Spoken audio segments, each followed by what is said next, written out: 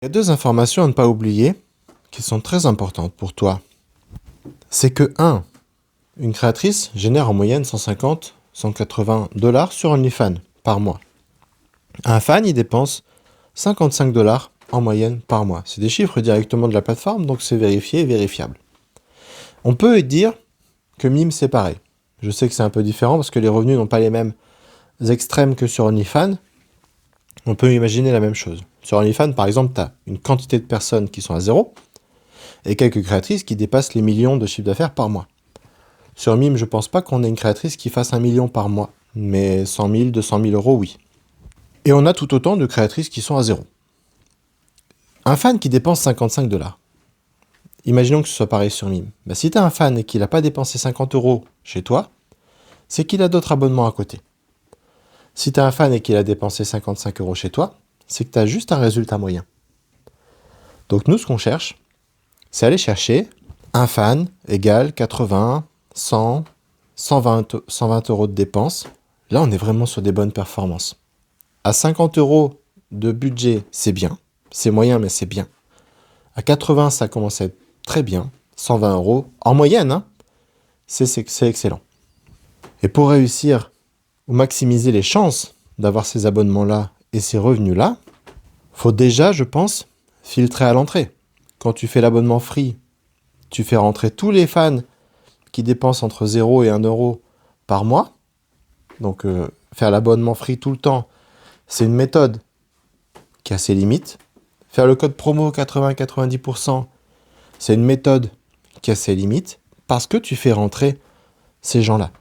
Et si tu n'as pas des équipes de chatteurs qui tournent derrière pour faire tourner la messagerie non-stop, donc presque 2 ou 3 personnes sur 2 ou 3 créneaux qui couvrent quasiment toute une journée, tu flingues ton énergie et tes résultats. Donc on filtre à l'entrée en mettant un abonnement dont on a la fierté de pouvoir l'annoncer sans code promo. On filtre les abonnements en ayant une niche et une identité forte. Je le rappelle, je l'ai dit dans un autre vocal, quand tu fais la même chose que tout le monde, que tu n'as pas de méthode, tu as 400 000 concurrents sur Mime, tu es noyé dans ce flot-là. Donc, il y a des chances que tu sois plutôt à zéro.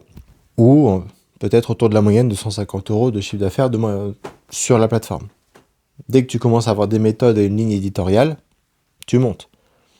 Et quand tu es niché et parfaitement identifiable, tu passes top 1%. C'est mathématique, c'est prouvé, et de toute façon, tu fais une petite analyse sur les plateformes, tu verras que celles qui sont tout en haut sont extrêmement nichées, ou ce sont des stars. Mais si ce ne sont pas des stars, ce sont des gens qui ont réussi à créer une marque autour d'elles, et qui, comme toi, ont démarré de zéro. Il y a donc une place pour tout le monde, et pour tous les âges, pour tous les types, etc.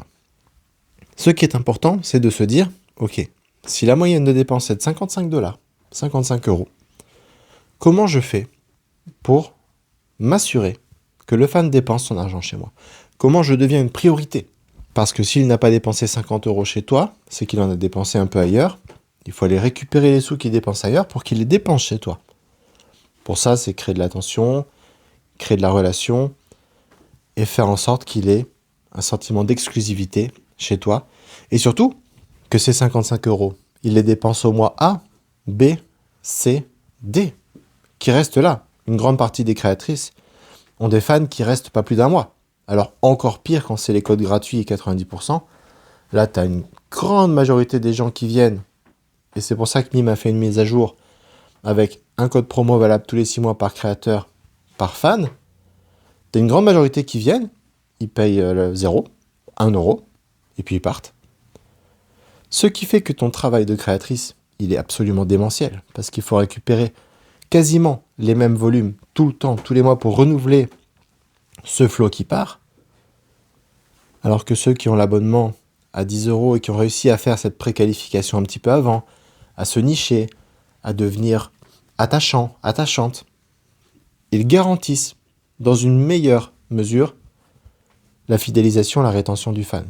Et donc, moins de travail de renouvellement d'abonnement tout le temps. Tu l'as bien compris, je suis pas ultra fan du free plus upsell ou du 90% plus upsell tout le temps. Ok, tu peux faire un code une fois au Nouvel An, Black Friday, pour de l'événementiel. Le code promo sur de l'événementiel, c'est super cool. Le code promo pour des défis ou pour des récompenses, c'est super cool. Du code promo tout le temps, pour tout le monde, je suis moins fan.